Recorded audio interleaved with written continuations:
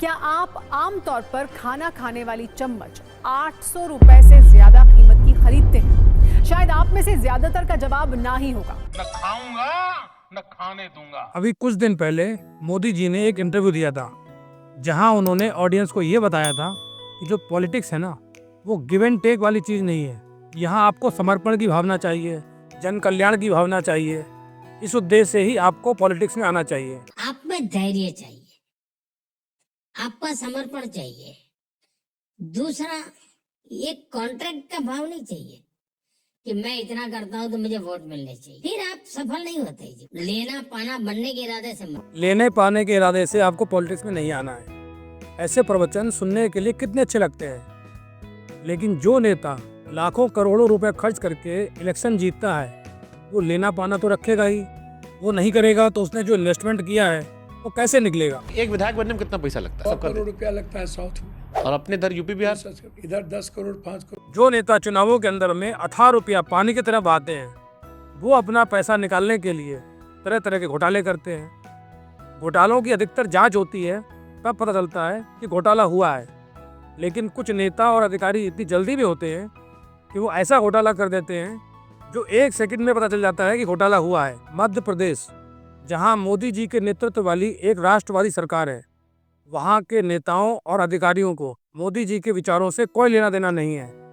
आंगनवाड़ी के बर्तनों की खरीद में एक जबरदस्त घोटाला सामने आया है, जहां एक चम्मच 800 रुपए से भी ऊपर के दाम में खरीदा गया है। जबकि आप बाजार में निकलोगे एक चम्मच खरीदने के लिए तो आपको 20 से 25 रुपए में बड़े आराम से मिल जाएगा।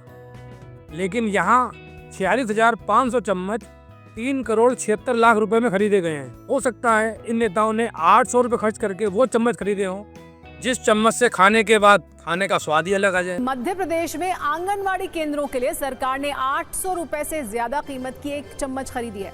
एक चम्मच की कीमत सुनकर आपको हैरानी हो सकती है, लेकिन सच यही है। 3 करोड़ 76 लाख रुपए में 46,500 चम्मच खरीदे गए। इस हिसाब से देखा जाए तो करीब 810 रुपए की एक चम्मच खरीदी गई।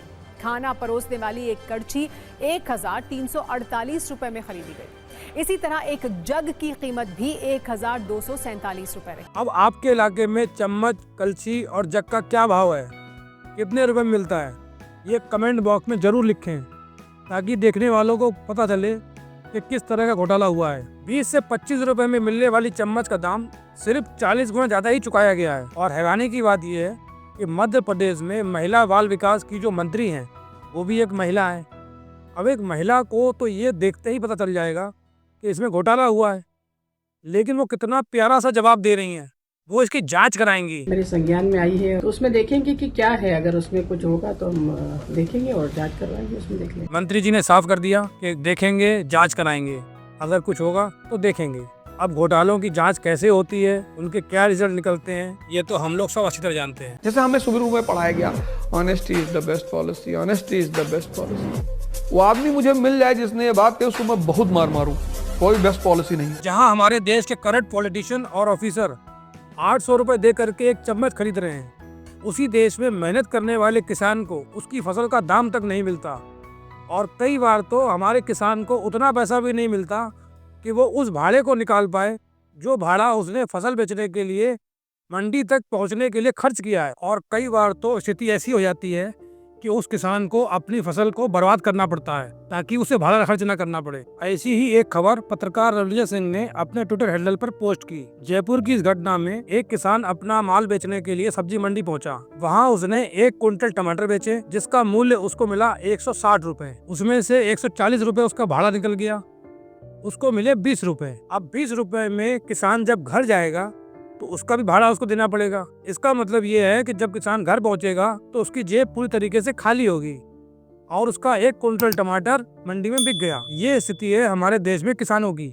मोदी जी किसानों के विकास की बात करते हैं, उनकी आय दोगुनी करने की बात करते हैं। उसी देश में कोई किसान ऐसा भी है जो 1 कुंटल टमाटर बेचने के बाद चवन्नी भी घर लेकर के नहीं आता है। और जब यही किसान अपनी फसल के लिए MSP की मांग करते हैं तो इनको खालिस्तानी, आतंकवादी और पता नहीं क्या क्या बोला जाता है। और जब ये दिल्ली आते हैं तो इनकी राह में बड़े बड़े कील पत्थर बिछाए जाते हैं। अब मोदी जी से तो मेरी यही रिक्वेस्ट है कि इन किसानों की आमदनी दुगनी और चौगनी करो या ना करो, इनके लिए खाली इतनी सहूलियत तो कर दो कि जो फसल ये उगा रहे हैं उनका लागत निकल जाए और उनको कुछ पैसे मिल जाएं जिससे वो अपना घर चला सकें, ताकि इन लोगों को अपनी फसलों को बर्बाद न करना पड़े। अब जो किसान अपनी फसल के भरोसे कर्जा लेता है, अब उसको फसल का दाम ही नहीं मिलेगा तो वो कर्जा कैसे चुकाएगा, और फिर ये बैंक उस किसान को परेशान करेंगे। भारत के पूर्व प्रधानमंत्री चौधरी चरण सिंह के द्वारा किसानों के हक में किसानों की आवाज को उठाने के लिए एक राजनीतिक पार्टी बनाएगी रालोद, लेकिन उस पार्टी ने भी बीजेपी का हाथ थाम लिया और आजकल वो बीजेपी की भाषा ही बोलते हैं। तो शाम 6 से रात 10 तक बिजली की दरें बढ़ेंगी। राष्ट्रीय लोकदल इसे स्वीकार करता है और इसका समर्थन करता है। देखिए, आप सुबह से लेकर 5 बजे तक एक आम जनता, एक आम आदमी ऑफिस में रहता है। उस समय बिजली की दरें अगर कम रेट पे हैं तो 5 से 10 तक नॉर्मल कोर्स में पार्टी मोड में होता है व्यक्ति होना है। यहाँ जीने खाने का संकट है, 5 किलो राशन पे जीवन चल रहा है, आप करो पार्टी मोड में होता है। राष्ट्रीय लोकदल का ये स्टेटमेंट प्रवक्ता कह रहे थे, बहनों भाइयों, निंदा के योग्य है। आपका ये स्टेटमेंट आपने वापस लेना चाहिए कि शाम 5 से 10 तक रात में बिजली का इस्तेमाल न करें लोग। ये पार्टी पहले किसानों के हक में बात करती थी, लेकिन जैसे ही इन्होंने बीजेपी के साथ अपना गठबंधन कर लिया तो इन्होंने बीजेपी की पार्टी लाइन पकड़ ली। अब जिस नेता को ये लगता हो कि शाम 5 से 10 बजे तक लोग पार्टी मोड में रहते हैं तो वो किसानों की बात क्या उठाएगा। किसानों को लोग लाचार और मजबूर समझते हैं, उनको लगता है कि इनको जैसे चाहे वैसे दबा लिया जाएगा, लेकिन जब वही किसान अपनी पे आ जाता है तो अच्छों की हवा खराब कर देता है। ऐसा ही एक मामला पंजाब से सामने आया, जहां पंजाब एंड सिंध बैंक ने एक किसान जिनका नाम कुलविंदर सिंह था, उनके साथ कुछ फ्रॉड किया। इनके अकाउंट में बैंक ने कुछ हेराफेरी की। जब ये बैंक पहुंचे अपनी कंप्लेंट को लेकर के, तब बैंक ने इनकी बात नहीं सुनी। ये किसान वहां नहीं रुके, इन्होंने उस बैंक पर केस किया। न केवल केस किया बल्कि केस जीते और कोर्ट ने उस बैंक की प्रॉपर्टी को नीलाम करने का आदेश दिया है और ये ढोल मजीरे लेकर के पहुंच गए उस बैंक के पास।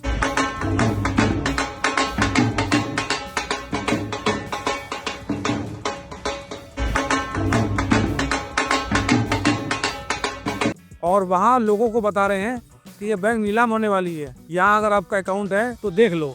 सत श्री अकाल जी। सत श्री अकाल जी। ਤੁਹਾਡਾ ਨਾਮ? ਮੇਰਾ ਨਾਮ ਕੁਲਵਿੰਦਰ ਸਿੰਘ। ਤੁਹਾਡਾ ਬੈਂਕ ਨਾਲ ਪੰਗਾ? ਬੈਂਕ ਨਾਲ ਮੇਰੇ ਨਾਲ ਕੋਈ ਪੰਗਾ ਨਹੀਂ ਜੀ। ਮੈਂ ਬੈਂਕ ਕੋਲੋਂ ਪੈਸੇ ਲੈਣੇ ਸਨ, ਬੈਂਕ ਨੇ ਮੇਰੇ ਅਕਾਊਂਟ 'ਚੋਂ ਪੈਸੇ ਕੱਢ ਕੇ ਕਿਸੇ ਡਿਪਾਰਟਮੈਂਟ ਨੂੰ ਦੇ ਦਿੱਤੇ। ਮੈਂ ਇਹਨਾਂ ਨੂੰ ਕਿਹਾ ਵੀ ਤੁਸੀਂ ਇਹ ਕੰਮ ਨਾ ਕਰੋ। ਇਹ ਫਿਰ ਨਹੀਂ ਮੁੜੇ। ਫਿਰ ਮੈਂ ਇਹਨਾਂ ਦੇ ਖਿਲਾਫ ਡਿਗਰੀ ਕੀਤੀ ਤੇ ਹਾਰ ਚੁੱਕੇ ਨੇ। ਹੁਣ ਇਹਦੀ ਬੈਂਕ ਦੀ ਆਕਸ਼ਨ ਦੀ ਡੇਟ ਆਈ ਹੈ, ਅੱਜ ਉਹਦੀ ਬੁਨਿਆਦੀ ਸੀਗੀ ਤੇ 14/2 ਨੂੰ ਇਸ ਬੈਂਕ ਨੂੰ ਨਾਮ ਕਰ ਦਿੱਤਾ ਜਾਣਾ ਹੈ। ਆਪ ਜੀ ਦਾ ਕਿੰਨਾ ਪੈਸਾ? ਜਿੰਨੇ ਪੈਸੇ ਸਾਡੇ ਨੇ ਅਸੀਂ ਉਹ ਪੈਸੇ ਸਾਨੂੰ ਮਿਲ ਜਾਣੇ ਨੇ, ਬਾਕੀ ਇਹ ਬੈਂਕ ਨੂੰ ਉਹਨਾਂ ਨੇ ਦੁਬਾਰਾ ਡਿਪੋਜ਼ਿਟ ਹੋ ਜਾਣਾ। ਆਪ ਜੀ ਦਾ ਸ਼ੁਭ ਨਾਮ? ਇਸ ਕਰਕੇ ਸਾਰੇ ਮੇਰੇ ਭਰਾਵਾਂ ਨੂੰ ਬੇਨਤੀ ਹੈ ਕਿ ਸਾਰੇ ਆਪਣੇ ਬੈਂਕ ਚੋਂ ਅਕਾਊਂਟ ਬੰਦ करवा लें खुला, ਐਵੇਂ ना प्रॉब्लम ਚ फंस जान क्योंकि बैंक नाम हो रहा है। किसी बैंक की इस तरह से नीलामी हो सकती है, ये बात तो शायद कोई सपने में भी नहीं सोचेगा, लेकिन हो रहा है। इस वीडियो में इतना ही। नमस्कार।